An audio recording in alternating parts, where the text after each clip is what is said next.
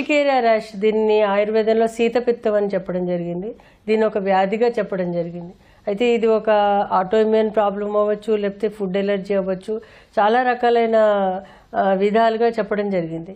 అయితే దీన్ని ఆధునికంగా urticaria rash అని కూడా చెప్తూ ఉంటారు, లేదా అంటే ఎలర్జిక్ డెర్మటైటిస్ అంటారు. అయితే ఇది సూపర్ఫిషియల్గా ఒకలాగా ఉంటుంది, డీప్గా వస్తే ఒకలాగా ఉంటుంది.